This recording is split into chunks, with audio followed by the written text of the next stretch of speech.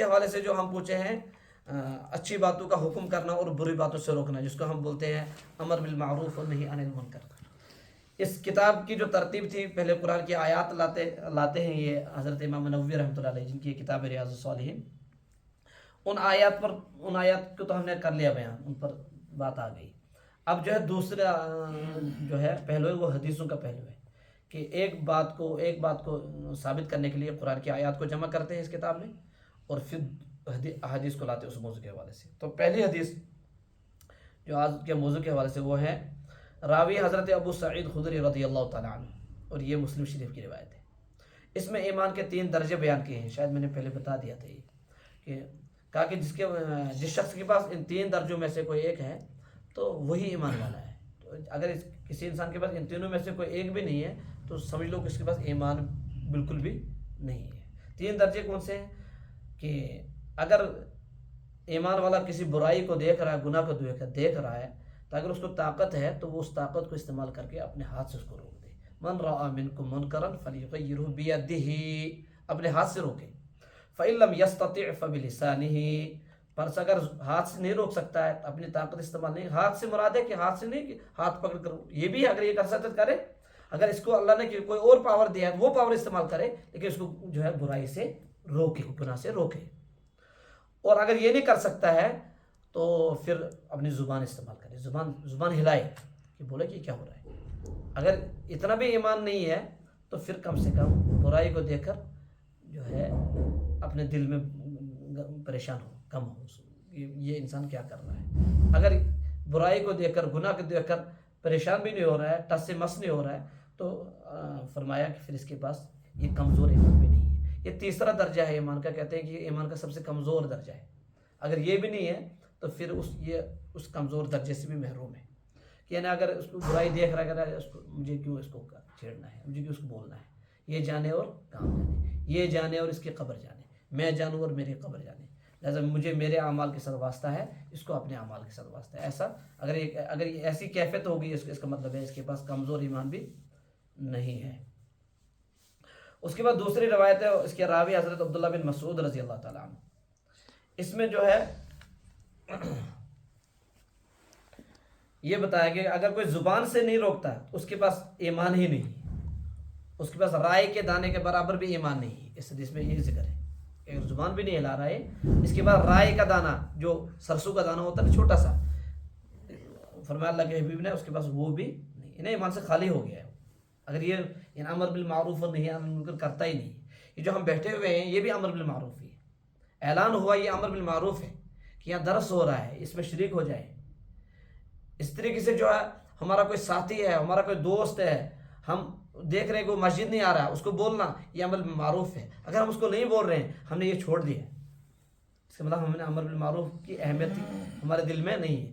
اور پچھلی امتوں کو اس کی وجہ سے عذاب بھی آیا ہے، امر بالمعروف نہی عن المنکر نہ کرنے کی وجہ سے، اس کا ذکر آیا ہے تو اس حدیث میں جو بتایا کہ ما من نبی بعثہ اللہ فی امت قبلی الا کان لہ من امتہ حواریون۔ فرماتے ہیں اللہ کے حبیب صلی اللہ علیہ وسلم، اس سے پہلے جتنے بھی انبیاء آئے، مجھ سے پہلے جتنے بھی انبیاء آئے، ہر ایک نبی کو اللہ کی امت میں اللہ تعالیٰ نے اس کو کچھ دوست دیے، کچھ ساتھی دیے، حواریون جس کو بولتے ہیں۔ جیسے حضرت عیسیٰ علیہ السلام کے متعلق قرآن میں ہے کہ اللہ تعالیٰ کہہ رہے ہیں کہ ہم نے عیسیٰ کی مدد کی۔ کیسے مدد کی؟ حواری دیے اللہ نے ہم کو، جو کچھ ایسے ساتھی۔ حواری کہتے کس کو ہے؟ حواری کے 2 معنی نکلتے، ایک تو مخلص دوست کو حواری کہتے ہیں، مخلص ساتھی کو حواری کہتے ہیں، اور دوسرا یہ کہ صاحب راز، جس کو آپ راز کی باتیں بتاتے ہیں، وہ کسی کو نہیں بتاتا، ان کو امانت کے طور پر اپنے پاس رکھتا ہے، تو اس کو بھی حواری کہتے ہیں۔ تو حضرت عیسیٰ علیہ السلام کے جو ساتھی تھے وہ مخلص بھی تھے اور رازدار بھی تھے۔ اور اس طریقے سے اللہ کے حبیب صلی اللہ علیہ وسلم کے صحابہ کتنے مخلص تھے کہ اپنی جان کی قربانی دینے کے لیے تیار رہتے تھے اپنے نبی کے لیے، یعنی ان کو اپنے نبی کے لیے جان کی قربانی دینا آسان تھا، اتنے مخلص تھے۔ اور صاحب راز کتنے تھے؟ تو اللہ کے حبیب صلی اللہ علیہ وسلم، جیسے ایک صحابی حضرت حذیفہ رضی اللہ تعالیٰ عنہ، ان کو کہا جاتا ہے کہ جو ہے رازدار، نبی کے رازدار، ان کے پاس ان منافقین کا بھی لسٹ تھا، جن کے جب منافقین کی صریح آیت نازل ہوئی تھی کہ یہ منافق ہے، یہ منافق ہے. تو اللہ کے حبیب نے کہ بس پہلے ہی پتہ تھا، تو اللہ کے حبیب نے ان کو بتایا تھا کہ یہ لوگ ان لوگوں کے بارے میں یہ بتایا گیا کہ یہ مسلمان نہیں، یہ منافق ہے. حالانکہ وہ اس سے پہلے اللہ کے نبی کی مجلس میں بیٹھتے تھے، واعظ و نصیحت سنتے تھے، تو لیکن پتہ مت تھا، کسی کے ماتھے پر تو لکھا نہیں ہے. تو لیکن اللہ کے حبیب نے حضرت حذیفہ کو بتایا تھا. اس لیے حضرت عمر گئے تھے کہ جب ان کو پتہ چلا کہ حذیفہ کے پاس لسٹ ہے، کہا کہ میرا نام تو نہیں ہے اس میں. تو بہرحال انہوں نے بتایا کہ نہیں، آپ کا نہیں ہے. بہرحال یہاں بھی کہا کہ اللہ کے حبیب کہہ رہے ہیں کہ اس سے پہلے جتنے بھی انبیاء آئے، اللہ نے ہر نبی کو کچھ ایسے ساتھی دیے جو مخلص تھے، جو رازدار تھے اپنے نبی کے. اور وہ کیا کام کیا تھا ان کا؟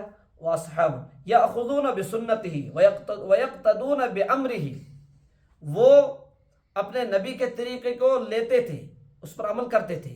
وہ اپنی زندگی نبی، اپنے وقت کی نبی کے طریقے کے مطابق ڈھال دیتے تھے.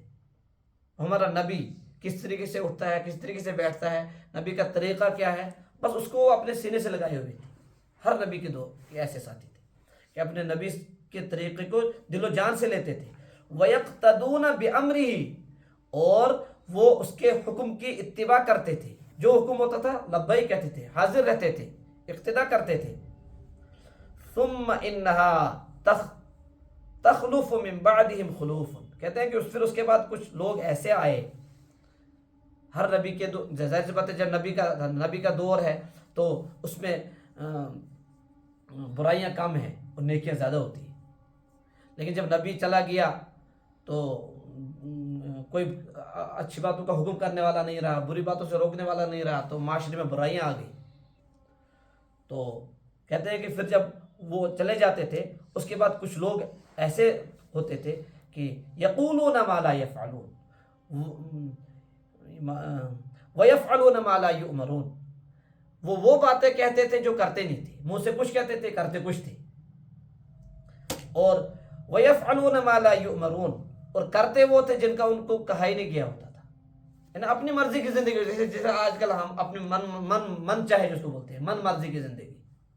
حالانکہ اسلام ہمیں کچھ کہتا ہے اور ہم کر کچھ رہے ہیں جس کا حکم ہی نہیں ہے، اور ہم کچھ کہتے ہیں اور کرتے کچھ ہیں. اس کا مطلب یہ ہے کہ زبان سے ہم بہت کچھ کہتے ہیں لیکن کرتے اتنا نہیں ہے، اس کو عملی جامہ نہیں دیتے. قول و فعل میں ہاں، نہ قول و فعل میں تضاد ہے. قول و فعل میں کیا، جیسے قرآن میں بھی ہے کبر مقتن علی اللہ، وہ ہے نا کہ اتنی بڑی بڑی باتیں کہتے ہیں اللہ کے بارے میں کہ جو ہے ان کو لگتا ہی نہیں کچھ ہم نے کچھ کہا، لیکن انہوں نے بہت بڑی بات کہہ دی ہوتی ہے.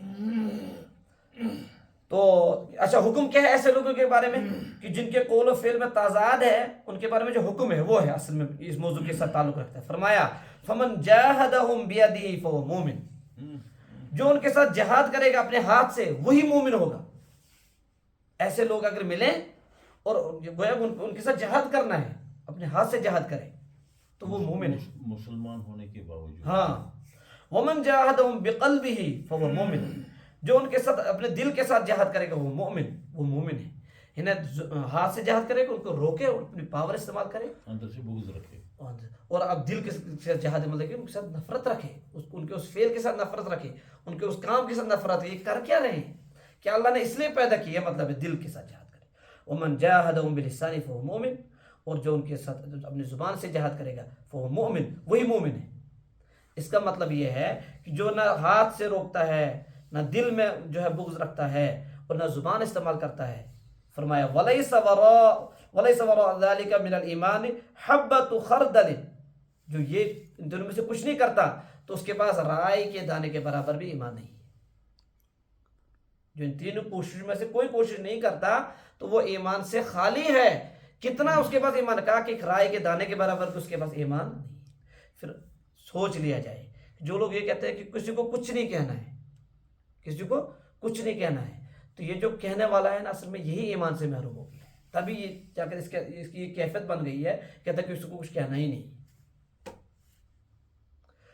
بس تیسری اور حدیث، لیکن انشاءاللہ اب ٹائم بہت ہو گیا. اللہ پاک کہنے سننے سے زیادہ عمل کی توفیق عطا فرمائے، ہم سب کا بیٹھنا قبول فرمائے، نجات اور مغفرت کا ذریعہ بنائے. وآخر دعوانا ان الحمدللہ.